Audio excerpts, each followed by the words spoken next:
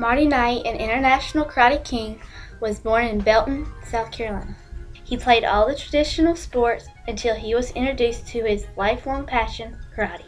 We went to see a movie called Billy Jack, and we're sitting there watching the movie, and the karate in Billy Jack is very basic karate, but at the time, nobody knew what karate was. He does this simple little kick and kicks this guy in the head, and I'm going like, wow, and I sit up in my chair, and I watched the rest of the movie. That got me interested in karate.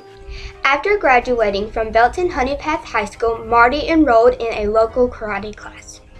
From the time I graduated high school to the time I went into college, I was looking for a way to stay in shape besides just running around the block. So I got into karate. And then Erskine College actually offered me a little scholarship to come down and teach karate in the PE program as I got my degree. So I went to Erskine. The rest is history. He opened his first martial arts school 2 days after graduating from college. My mom and dad were totally against me doing karate because back then, nobody knew what karate was. And even people I went to college with, they go like, well, what are you going to do for a job? I'm going to teach karate. Yeah, but what are you going to do for a job? They thought karate instructor was kind of like a lifeguard during the summer. You know, well, what are you going to do for a real job? My dad never thought much of it because he didn't understand what it was. And my mom, till the day she died, really didn't understand what I did in karate. She knew I ran a karate studio, but when I got married, she was going, oh, that's so good because Bonnie's got insurance. You know, she worried so much about me not realizing I was making a good living at doing karate. She kind of always worried about me because I think she think I was going out breaking boards with my head and jumping over buildings and stuff like that. So I really had no support from them. Marty pursued a competitive karate career and went on to win or place in every national tournament. During his professional fighting career, he achieved 3 national championships and 2 world titles. I won between 800 and 900 of these. And I'm not lying to you, the coolest thing about winning a trophy is walking through the airport. In 1985, they rated the top 20 fighters in the nation. No heavyweight, lightweight, nothing, just the top 20 fighters. And I made it in at number 20, and it was like winning the lottery for me. Because of his national recognition, Marty was asked to join the Chuck Norris karate team and compete in Russia. In 1889, I just won my first national championship.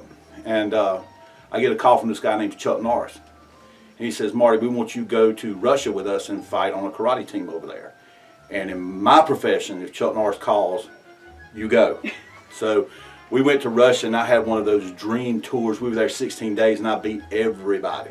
Not only has Marty had great success as a fighter himself, but he has also trained numerous national and world champion karate fighters. He has trained more black belt women champion fighters than anyone in the history of the sport. On my one-loss record of everybody that I've taught that's followed my footsteps, that's went to a national level, there's more success with the girls than the guys. They won more. I don't know why that is, but there's more success, which says this sport is not gender specific. I had a girl just win a 16, 17-year-old title 2 months ago in New York City. One of his highest honors is being named to the South Carolina Black Belt Hall of Fame. My favorite part is I've been teaching so long now that I have taught people, and I've taught their children, and this is no lie, I now have their grandchildren. What better compliment that anybody can say was, I trust you with my family. To say, I trust you with my child is a better compliment than saying, oh, I saw you on ESPN or something like that. Taking his expertise outside of the studio, Marty and several of his trainees have served as bodyguards for professional entertainers. The list I've had of bodyguards goes from Elton John to George Strait. I mean, everybody. The first guy I ever bodyguarded was a guy named Rick Springfield. The Eagles came into Clemson. We were bodyguarding for them. So when they pulled up at 2 in the afternoon, the show was 8 that night. They go up on stage, and I have all my people in place. So I'm just sitting there watching them, and they go through every single song that they're going to do in the concert. You know, they'll stop one song and go, all right, you need to amp that up a little bit. But I had a private concert watching the Eagles. We worked for John Bon Jovi, and he comes out of his dressing room one day and says, come on. So we go sit on the stage, and he gets out his guitar, and he goes through a bunch of songs, and he's sitting right there, and I'm sitting right there. And it's me and John Bon Jovi, and I'm going like, nobody's here to see this, you know. And that was before they had cell phones and everything. And I got to bodyguard Paul McCartney, who was a Beatle, which when I was your age was the bomb. So the bodyguard process, I got to meet a lot of people and do a lot of stuff. This martial arts master remains an advocate for the sport of karate. We'll scholarship people. Just talk to somebody here at the school, have them call me. We'll scholarship people. From the mats of his Night Strike studio, he continues to shape a new generation of aspiring karate enthusiasts. You always take your chances. They told me I could never do karate. They told me I could never be a fighter. They told me I didn't have the talent.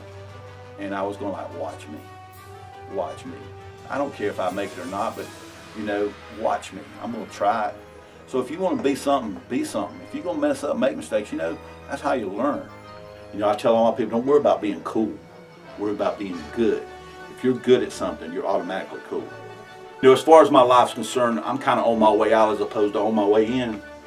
But now what gives me the pride is I can make a difference in a child's life.